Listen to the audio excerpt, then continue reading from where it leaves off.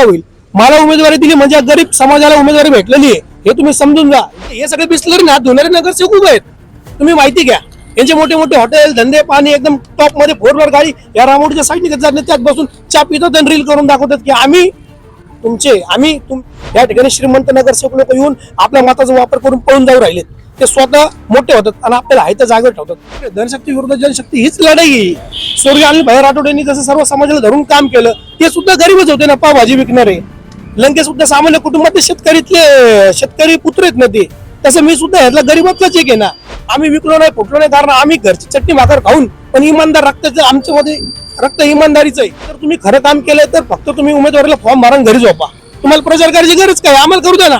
आम्ही हे करू ते करू, काय होतं ते आम्ही त्यांच्या समोर मांडतो, मग ते सांगतील की तुम्ही काम केलं की त्यांनी केलं, मतदान पेटून दिसेल ना।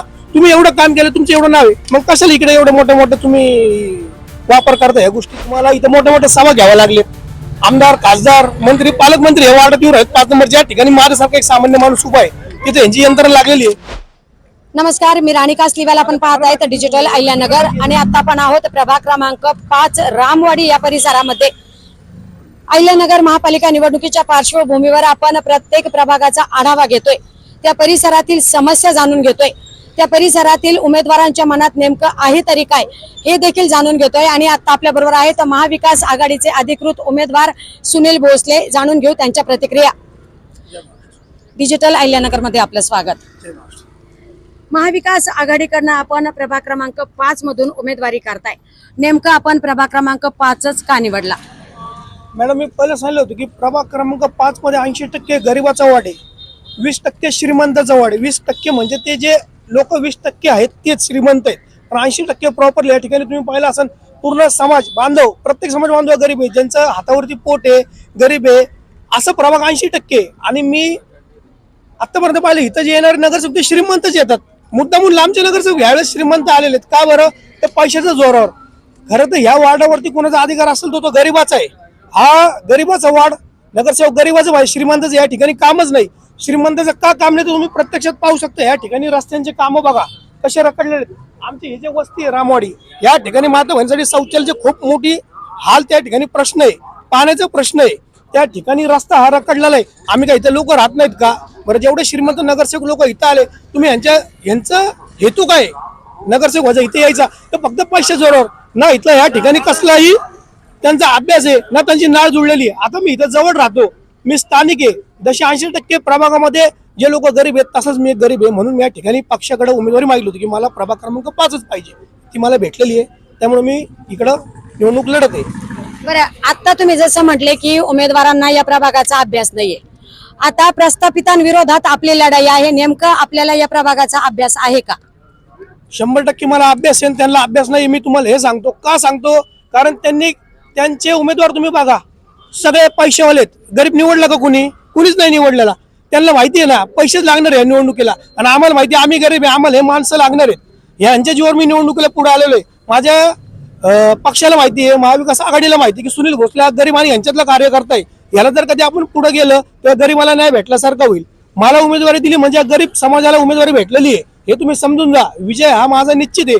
का निश्चित आहे तर ह्या लोकांनी श्रीमंताचा मागील 5 वर्षामध्ये खूप मोठा बेकार अनुभव घेतला, त्यातलाच मी एक घटक आहे। मी सुद्धा जेव्हा जॉईन आमचा प्रभाग होता तेव्हा ह्या नगरसेवकांच्या विरोधात मला बॅनर लावून भांडावं लागले। म्हणजे मूलभूत सुविधासाठी जर का भांडावं लागत असेल तर मतदान देऊन फायदा काय?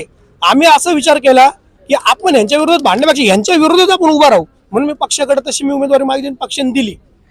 बरं, आता आपलं विजन काय असणार आहे? सगळ्यात पहिले बघा, हा रस्त्याचा जो प्रॉब्लेम आहे हा सुद्धा मार्गी लागला पाहिजे, शौचालयाचा प्रश्न मार्गी लागला पाहिजे, झोपडपट्टीमध्ये जे सुविधा आहे त्या ठिकाणी पोहोचल्या पाहिजे। या ठिकाणी 80% झोपडपट्टीचे, आमची रामोडी असेल, सिद्धार्थनगर असेल, लाल टाकी असेल, मागच्या साईडला आपले ख्रिश्चन बंधूंची कॉलेज, सगळे स्लम एरिया आहेत। या स्लम एरियामध्ये माणूस 24 तास उभा असणारा नगरसेवक पाहिजे। कुठली जरी अडचण आली त्या ठिकाणी त्याला भेटणारा पाहिजे, त्या ठिकाणी त्यांचे समस्या जाणणार पाहिजे। नगरसेवक कसा पाहिजे तर ज्यावेळेस नळाला पाणी मला भेटणार नाही त्या प्रभागातल्या जनतेला भेटलं नाही पाहिजे, ज्यावेळेस नाली माझी त्यांची तुंबली पाहिजे, कचऱ्याची गाडी ज्यावेळेस माझ्या घराचा कचरा नेणार नाही त्यावेळेस त्यांच्या घरातला कचरा नेला नाही पाहिजे, म्हणजे आमची नाळ जुळेल। आता हे सगळे बिस्लरी ना धुणारे नगरसेवक उभे आहेत, तुम्ही माहिती घ्या। यांचे मोठे मोठे हॉटेल धंदे पाणी एकदम टॉप मध्ये 4व्हीलर गाडी या रामोडीच्या साईडने जात नाही, त्यात बसून चा पितात आणि रील करून दाखवतात की आम्ही तुमचे आम्हाला कळतं तुम्ही निवडणुकीपुरते आलेत. आम्ही इथंच भांडतो, आम्ही एकत्रासाठी मी आंदोलन केलेलं आहे. मी माझ्या वस्तीमध्ये ज्यावेळेस वाढला विषय त्यावेळेस मी सगळ्या लोकांना जागृत केलं की तुम्ही लक्षात घ्या, या ठिकाणी श्रीमंत नगरसेवक लोक येऊन आपल्या मताचा वापर करून पळून जाऊ राहिलेत. ते स्वतः मोठे होतात आणि आपल्याला आहे त्या जागेवर ठेवतात. त्यामुळे मला या ठिकाणी या लोकांचा खूप मोठा पाठिंबा आहे, म्हणून मी निवडणुकीला समोर आलो. बरं, कालच खासदार निलेश लंके यांची महाविकास आघाडीच्या प्रचारार्थ जाहीर सभा घेण्यात आली आणि त्यामध्ये निलेश लंकेंनी म्हटलंय की धनशक्ती विरुद्ध जनशक्तीची लढाई पाहायला मिळते.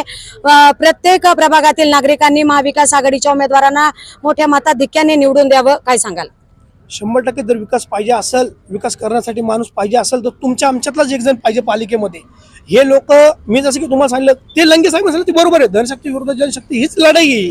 स्वर्गीय अनिल भाई राठोड यांनी जसं सर्व समाजाला धरून काम केलं, ते सुद्धा गरीबच होते ना, पावभाजी विकणारे. लंके सुद्धा सामान्य कुटुंबातले शेतकरी पुत्र आहेत ना ते.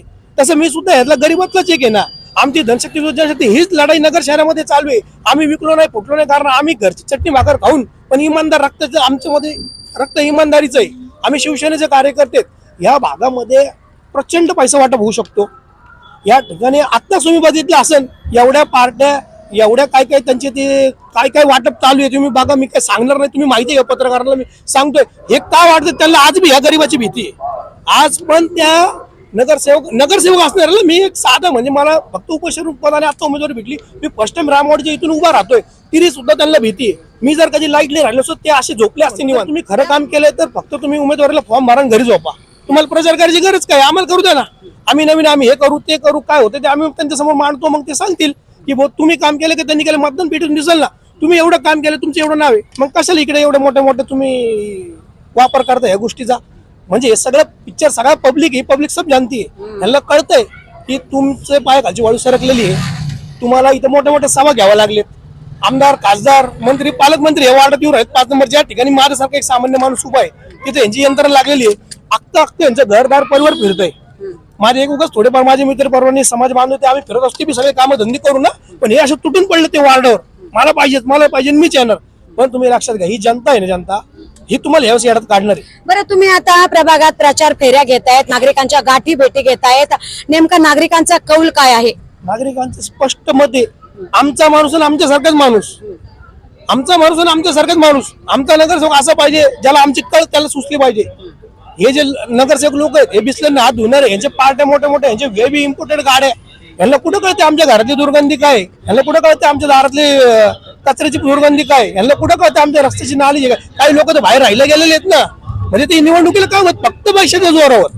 आणि ह्या लोकांचं असं म्हणणं आहे की तुम्ही तुमच्यासारखं तरुण कार्यकर्ता का पाहिजे. बरं, आता तुमच्या समोर प्रस्थापित आणि बलाढ्य शक्ती आहे, नेमकं तुमच्यावर काही दहशत वगैरे केली जाते का? मी दहशत माझ्यावर चालू शकत नाही, कारण मी एक शिवसैनिक आहे आणि हाडामासाचा शिवसैनिक आहे, कट्टर आहे. मला त्यांनी दहशतला मी डबल ताकदीन त्याला त्याचं उत्तर देईन, माझ्या पद्धतीने एकटाच देईन, पद्धतशीर देईन. संविधानाला मी मानणारा कार्यकर्ता आहे. मी संविधानाच्या अनुसार, मी लोकशाहीच्या अनुसार मी त्याच मार्गावर चालतोय. आतापर्यंत काही त्यांनी केलं नाही. त्यांना माहिती आहे की सुनील भोसले म्हणजे सज्जन माणूस आहे, किंवा त्यांनी काही माहिती घेतली असेल. अजून काय तसा प्रयोग नाही झाला. प्रयोग झालाच भविष्यात. आणि मी मायबाप जनतेसाठी तुमच्यावर तरी काय अडचण आहे माझ्यासाठी किंवा हे निवडणुकीच्या काळात तुम्ही माझा नंबर घ्या ना, मला बोला ना तुम्ही. तुम्हाला जिथे मी तिथे एकटा येतो ना, हे करू शकतात. नाही अशातलं पण भाग नाही. सावध आमची ती सुद्धा भूमिका आहे. सगळ्यात तुम्ही लाईव्ह शूटिंग करा, दहशत करताना त्यांची लाईव्ह शूटिंग करा, ते पैसे वाटप करताना करा. ही लोकशाही आहे. लोकशाहीचं मतदान हे क्लिअर कट व्हायला पाहिजे. मतदानाचा कौल हा गोरगरिबाचा, त्यांना जे बाबासाहेबांनी अधिकार दिलेला मतदानाचा, तो क्लिअर कट कौल पाडला पाहिजे. तो कुणाच्याही बाजूनी पडू.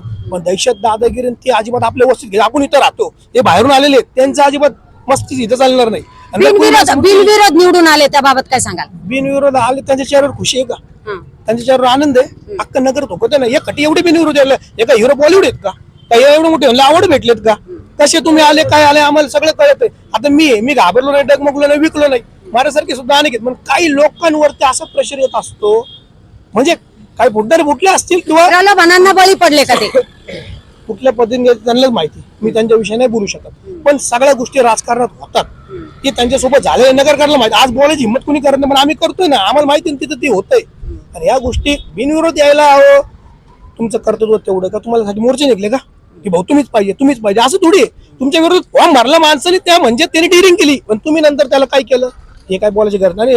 अनेक वार्डात झालं असेल त्यांच्यासाठी. त्यांना मी तर म्हणतो अशी निवडणूक जिंकून येण्यापेक्षा न लढलेलं बरं.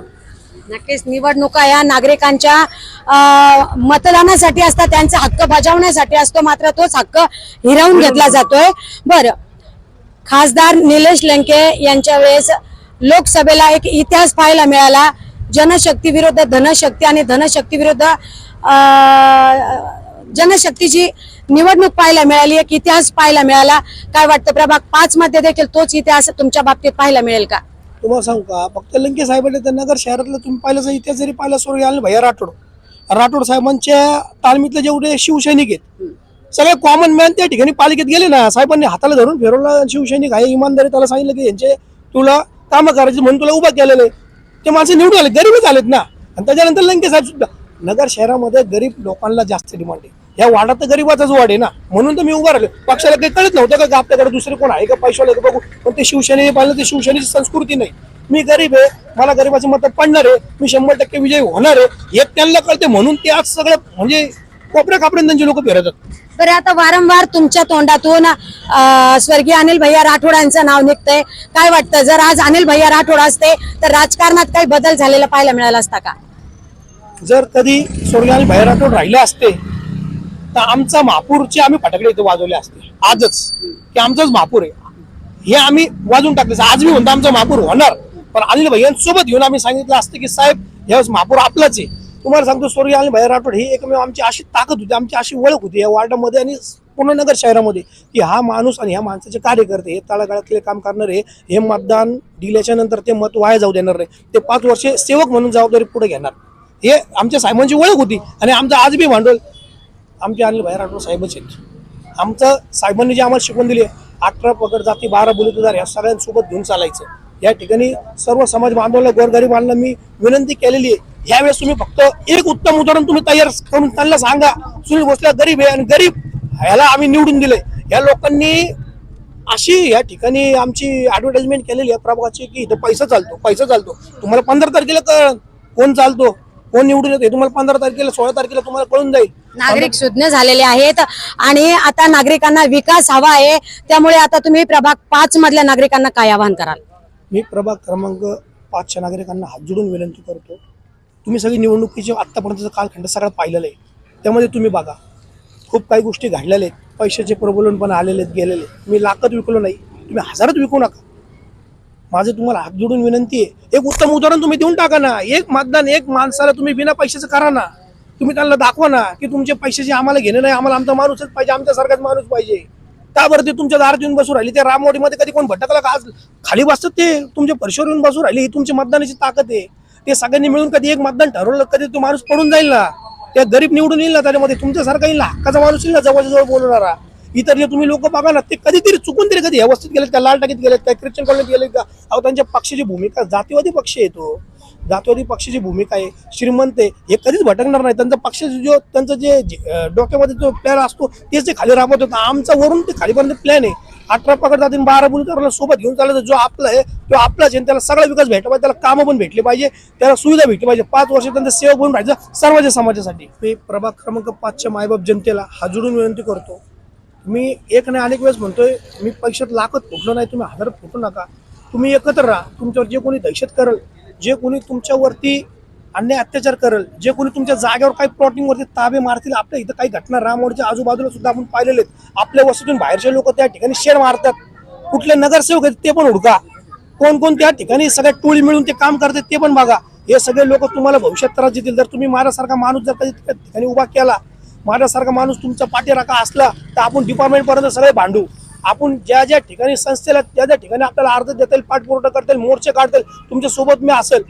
यावेळेस जर तुम्हाला एक उत्तम उदाहरण म्हणून स्वतःचं नाव पुढं करायचं असेल, ते म्हणजे सुनील भोसले का, तर आम्ही या गरीबाला निवडून दिलं. तुम्ही म्हणता ना पैशाने, हे बघा हे बिना पैशाचा माणूस आमच्या समोर निवडून आलेला आहे. हा गरीब आहे ना, आमच्यासारखा आहे. माझी निशाणी मशाल आहे, प्रभाग क्रमांक 5 अणु क्रमांक 3 मशाल. या चिन्हावर बटन दाबून सर्व मायबाप जनतेने एक निवडणूक न पैसा घेता गरीबाचं लिकरू, तुमचं लिकरू, तुमच्यातलं लिकरू तुमचा सेवक म्हणून निवडून द्या. जय हिंद, जय महाराष्ट्र. नक्कीच, धन्यवाद. प्रभाग क्रमांक 5 मध्ये कुठल्याही आमिषाला बळी न पडता, कुठल्याही दहशतीला न घाबरता एका सर्वसामान्य कार्यकर्त्याला निवडून देण्याची मागणी उमेदवार सुनील भोसले यांनी केली आहे.